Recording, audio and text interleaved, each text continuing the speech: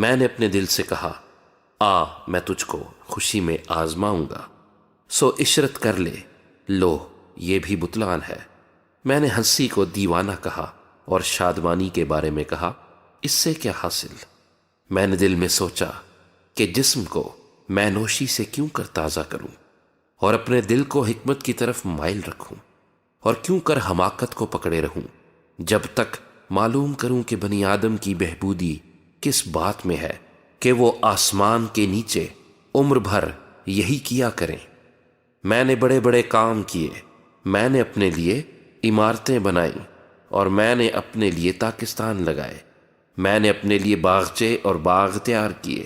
اور ان میں ہر قسم کے میوادار درخت لگائے، میں نے اپنے لیے تالاب بنائے کہ ان میں سے باغ کے درختوں کا ذخیرہ سینچوں، میں نے غلاموں اور لونڈیوں کو خریدا اور نوکر چاکر میرے گھر میں پیدا ہوئے، اور جتنے مجھ سے پہلے یروشلیم میں تھے میں ان سے کہیں زیادہ گائے بیل اور بھیڑ بکریوں کا مالک تھا۔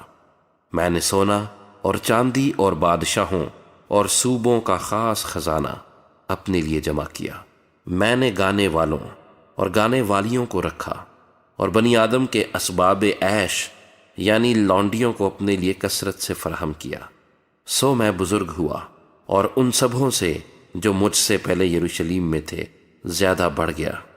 میری حکمت بھی مجھ میں قائم رہی اور سب کچھ جو میری آنکھیں چاہتی تھیں میں نے ان سے باز نہ رکھا۔ میں نے اپنے دل کو کسی طرح کی خوشی سے نہ روکا، کیونکہ میرا دل میری ساری محنت سے شادمان ہوا اور میری ساری محنت سے میرا بخرا یہی تھا۔ پھر میں نے ان سب کاموں پر جو میرے ہاتھوں نے کیے تھے اور اس مشقت پر جو میں نے کام کرنے میں کھینچی تھی نظر کی، اور دیکھا کہ سب بتلان اور ہوا کی چران ہے اور دنیا میں کچھ فائدہ نہیں، اور میں حکمت اور دیوانگی اور حماقت کے دیکھنے پر متوجہ ہوا، کیونکہ وہ شخص جو بادشاہ کے بعد آئے گا کیا کرے گا؟ وہی جو ہوتا چلا آیا ہے۔ اور میں نے دیکھا کہ جیسی روشنی کو تاریکی پر فضیلت ہے ویسی ہی حکمت حماقت سے افضل ہے۔ دانشور اپنی آنکھیں اپنے سر میں رکھتا ہے پر احمق اندھیرے میں چلتا ہے، تو بھی میں جان گیا کہ ایک ہی حادثہ ان سب پر گزرتا ہے۔ تب میں نے دل میں کہا، جیسا احمق پر حادثہ ہوتا ہے ویسا ہی مجھ پر بھی ہوگا، پھر میں کیوں زیادہ دانشور ہوا؟ سو میں نے دل میں کہا کہ یہ بھی بتلان ہے، کیونکہ نہ دانشور اور نہ احمق کی یادگار ابد تک رہے گی، اس لیے کہ آنے والے دنوں میں سب کچھ فراموش ہو چکے گا، اور دانشور کیوں کر احمق کی طرح مرتا ہے۔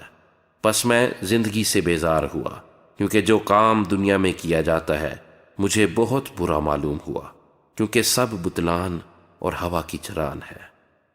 بلکہ میں اپنی ساری محنت سے جو دنیا میں کی تھی بیزار ہوا، کیونکہ ضرور ہے کہ میں اسے اس آدمی کے لیے جو میرے بعد آئے گا چھوڑ جاؤں، اور کون جانتا ہے کہ وہ دانشور ہوگا یا احمق۔ بہرحال وہ میری ساری محنت کے کام پر جو میں نے کیا اور جس میں میں نے دنیا میں اپنی حکمت ظاہر کی ضابط ہوگا، یہ بھی بتلان ہے۔ تب میں پھرا کہ اپنے دل کو اس سارے کام سے جو میں نے دنیا میں کیا تھا نا امید کروں، کیونکہ ایسا شخص بھی ہے جس کے کام حکمت اور دانائی اور کامیابی کے ساتھ ہیں، لیکن وہ ان کو دوسرے آدمی کے لیے جس نے ان میں کچھ محنت نہیں کی اس کی میراث کے لیے چھوڑ جائے گا۔ یہ بھی بتلان اور بلائے عظیم ہے، کیونکہ آدمی کو اس کی ساری مشقت اور جاں فشانی سے جو اس نے دنیا میں کی کیا حاصل ہے، کیونکہ اس کے لیے عمر بھر غم ہے اور اس کی محنت ماتم ہے، بلکہ اس کا دل رات کو بھی آرام نہیں پاتا۔ یہ بھی بتلان ہے۔ پس انسان کے لیے اس سے بہتر کچھ نہیں کہ وہ کھائے اور پیے اور اپنی ساری محنت کے درمیان خوش ہو کر اپنا جی بہلائے۔ میں نے دیکھا کہ یہ بھی خدا کے ہاتھ سے ہے، اس لیے کہ مجھ سے زیادہ کون کھا سکتا اور کون مزہ اڑا سکتا ہے، کیونکہ وہ اس آدمی کو جو اس کے حضور میں اچھا ہے حکمت اور دانائی اور خوشی بخشتا ہے، لیکن گنہگار کو زحمت دیتا ہے کہ وہ جمع کرے اور انبار لگائے تاکہ اسے دے جو خدا کا پسندیدہ ہے۔ یہ بھی بتلان اور ہوا کی چران ہے۔